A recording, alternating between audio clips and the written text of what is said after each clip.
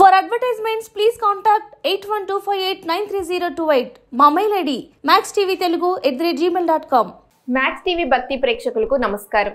ఈ రోజు మనతో పాటు ఉన్నారు ప్రముఖ ఆధ్యాత్మికవేత్త, ప్రముఖ జ్యోతిష పండితులు, అలాగే వాస్తు శిక్షణ నిపుణులు, లలితాదేవి ఉపాసకులు నానాజీ పట్నాయక్ గారు. వారితో మాట్లాడి మరికొన్ని ఆధ్యాత్మిక విషయాలు తెలుసుకుందాం. నమస్కారం గురుగారు. శ్రీమాత్రే నమః. గురుగారు, అసలు అందరికీ ఉండే సందేహం ఏంటి అంటే లలితా సహస్రనామం ఏ ఏ సమయాల్లో పఠించాలి, ఎప్పుడు పఠించాలి? వాళ్ళు ఏంటంటే లలితా సహస్రనామాలు కానివ్వండి, ఏ స్తోత్రం అయినా సరే ఉదయం పూట మొట్టమొదటిగా మార్నింగ్ టైం చేయాలి. ఇప్పుడు మీరు ఎక్సర్సైజ్ చేస్తారు, పొద్దున్నే చేస్తారా, నైట్ పడుకునే ముందు చేస్తారా? ఖచ్చితంగా అయితే ఉదయమే చేస్తాం. కుదరని వాళ్ళైతే ఈవినింగ్ టైం చేస్తారు. అలాగే మీకు కుదిరితే పొద్దున్నే పాటించడం, కుదరలేదు ఉదయాన్నే వెళ్ళిపోవాలి, 6 గంటలకే వెళ్ళిపోవాలి, లేదా 5 గంటలకే వెళ్ళిపోవాలి డ్యూటీకి అనుకోండి. అలాంటప్పుడు సాయంత్రం పూట కుదరలేదు కాబట్టి అది. అలాగే దీనికి కొన్ని ప్రత్యేకమైనటువంటి రోజులు ఉన్నాయి అమ్మవారి ఆరాధనలో. చతుర్దశి, అష్టమి, నవమి, ఈ 3 దేవీ భాగవతంలో చెప్పబడింది. ఆ రోజు ఎక్కువ సార్లు పఠిస్తే మంచిదని. దాంతోపాటు అమావాస్య, పౌర్ణమి, ఈ రోజులు విశేషంగా ఇంకా అనుగ్రహం ఎక్కువగా ఉంటుంది. రైట్. అయితే ఇక్కడ ఏంటంటే చాలామందికి తెలియాల్సిన విషయం ఏమిటి అంటే అమ్మవారి నామాలు తప్పులు లేకుండా పఠించాలి, అమ్మో తప్పులు వస్తే దోషము. ఇది నిజమే, తప్పులు లేకుండా పఠించాలి. అందరూ పఠించకూడదు అంటూ ఉంటారు, అదేమీ లేదు. మనకి లలితా సహస్రనామాల్లోనే చాలా స్పష్టంగా అందరూ పఠించవచ్చు, కానీ ఎవ్వరూ కూడా తప్పులు లేకుండా పఠించకూడదు. ఇక్కడ మనం అర్థం చేసుకోవాల్సింది ఏంటంటే అందరూ పఠించవచ్చు, కానీ ఇతను పురోహితుడు కదా, ఈయన తప్పులు పలకొచ్చని లేదు. అతను పురోహితుడు ఎవరైనా లేకపోతే పెద్ద గురువు అయినా ఎవరైనా తప్పులు పఠించకూడదు. కాబట్టి ఇది ఫస్ట్ గుర్తుపెట్టుకోవాలి. అయితే ఇది కేవలం పఠించడమేనా లలితా సహస్రనామాలు అంటే కాదు. లలితా సహస్రనామాల్లో ఉన్న అర్థం తెలుసుకోవాలి.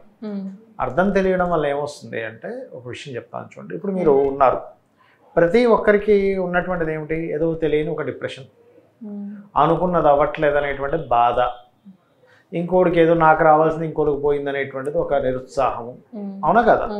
లేదా డబ్బులు రావట్లేదని ఒక బాధ, లేకపోతే సరైన ఉద్యోగం లేదని ఒక బాధ, ఇలా రకరకాలు ఉన్నాయి కదా. లలితా సహస్రనామాలు పఠిస్తే కలిగే ఫలితం ఏంటో చెప్తాను ఫస్ట్ మీకు. అంటే ఎలాంటి ఫలితం వస్తుంది అంటే మీరు ఏది సంకల్పం చేసుకుంటే అది వస్తుంది, ఇంక అందులో సందేహం లేదు. కాకపోతే లలితా సహస్రనామాల్ని లౌకికమైనటువంటి విషయాలకు వాడుతున్నాం. నేను తప్పనట్లేదు, ఎందుకంటే మనకి ఏదైనా కావాలంటే అమ్మనే అడుగుతాం, అంతే కదమ్మా.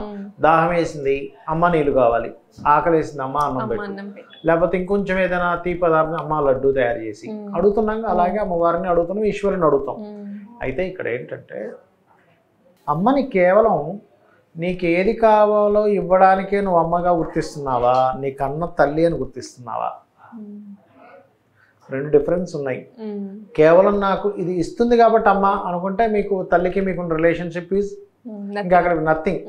అలా కాకుండా అయ్యో నా సొంత తల్లి నన్ను 9 మాసాలు మోచింది, నా తల్లి, తను ఎలాగున్నా తల్లే, అవునా కదా? ఇప్పుడు అందంగా ఒక స్త్రీమూర్తి ఉంది, నార్మల్గా ఒక స్త్రీమూర్తి ఉంది, కానీ కన్న తల్లి అందంగా ఉంది కదా, తల్లి కంటే గొప్పతనం అక్కడికి వెళ్తామా? వెళ్ళాం. నల్లగా ఉన్నా ఎలాగున్నా తల్లి తల్లే. చిన్నపిల్లవాడు సొంత కన్న తల్లి దగ్గరికి వస్తేనే వాడు ఏడుపు ఆపేస్తాడు. అలా కాదని మిస్ యూనివర్స్ దగ్గర తీసుకెళ్ళి పెడతామండి అంటే ఏడు ఆపడు. ఎందుకు ఆపడు? అందంగా ఉంటే నాకేం కావాలి, తల్లి కావాలంటాడు, అంతే కదా? అలా మొట్టమొదటిగా మీరు తెలుసుకోవాల్సింది ఏమిటంటే లలితా సహస్రనామాలు దేనికి చదువుతున్నాము, ఎప్పుడు చదవాలి, ఎంతసేపు చదవాలి, వీటన్నిటికంటే ముఖ్యంగా లలితా సహస్రనామాల్లో ఏముంది ఇది ముందుగా తెలుసుకోవాలి. ఏముంది? మీరు మొత్తం నామాల యొక్క అర్థం తెలుసుకుంటే ఈ విశ్వంలో ఎనర్జీ అనేటువంటిది ఒకటి ఉంది, చూసారు? ఎనర్జీ అంటారు. ఒక రైలు నడవాలంటే దానికి ఒక ఎనర్జీ ఉంది. మన ఫోన్, ఇప్పుడు ఈ ఫోన్ ఉంది, ఈ ఫోన్ పనిచేయాలంటే లోపల పవర్ ఉండాలి, ఏదైనా పవర్ ఉండాలి కదా. ఈ కెమెరా పనిచేయాలన్నా, ఈ లైట్లు పనిచేయాలన్నా ఒక పవర్ అనేది ఉంది, చూసారా?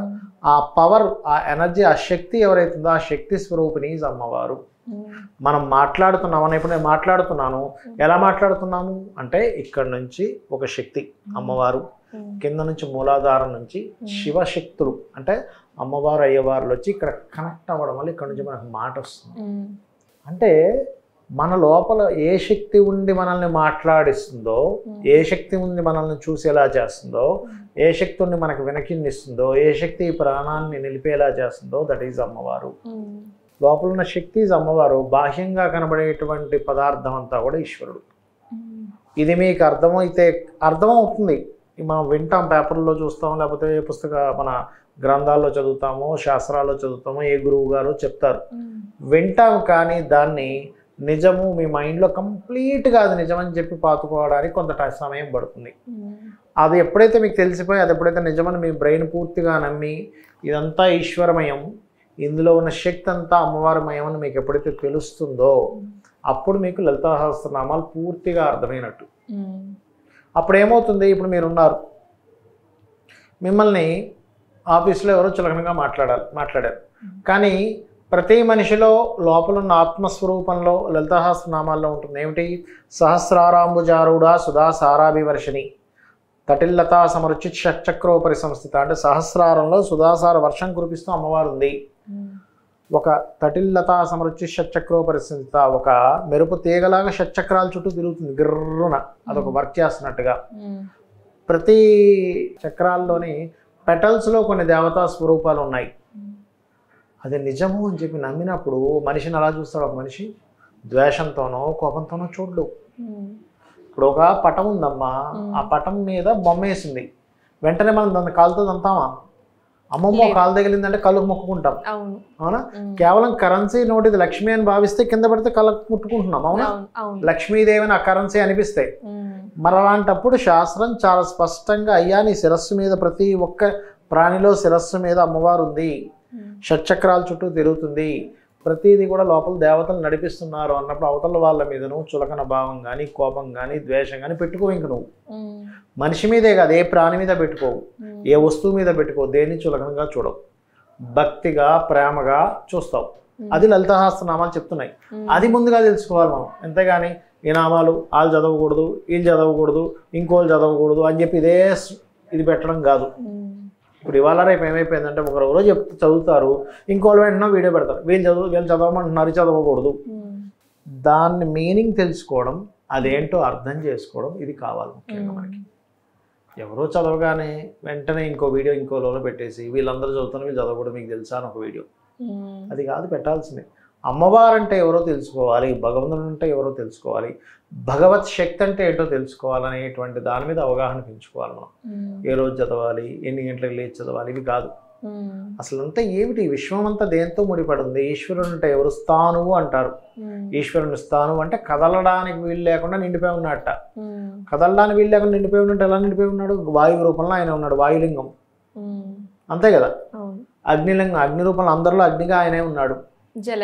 జలలింగం అందరిలో ఉండేటువంటి జలం ఏదైతుందో, విశ్వంలో ఉన్నటువంటి తేమ ఏదైతుందో ఆయనే ఉన్నాడు. ఇవి లేకపోతే అన్నీ ఆయనే అయినప్పుడు ఆయనే అన్ని విధాలుగా ఉన్నాడు. కాబట్టి ఆయన స్వరూపంగా ఉన్నటువంటి విశ్వాన్ని నువ్వు ముందు ప్రేమించు. కోపం వస్తుంది, నేను కాదనట్లే. ఇప్పుడు ఒక వ్యక్తికి చిరాకు వస్తుంది, కోపం వస్తుంది, అసహనత వస్తుంది, కానీ వెంటనే దాని నుంచి నువ్వు బయటకు రాగలగాలి. కోపం రాని మనిషి ఉండాలి, నాకు వస్తుంది, అందరికీ వస్తుంది. కానీ ఎంతసేపు నువ్వు కోపంలో ఉంటావు, ఎంతసేపు ఆ విషయాన్ని అర్థం చేసుకుంటావు? నువ్వు కక్ష కడతావా? నీ జన్మ వేస్ట్. నీ కోపం రావడం తప్పు కాదు, కానీ కక్ష కట్టడం వేస్ట్ అంటా నేను. ఒక కక్షగా ఒక మనిషి మీద గ్రజ్జి పెట్టేసుకోవాలి.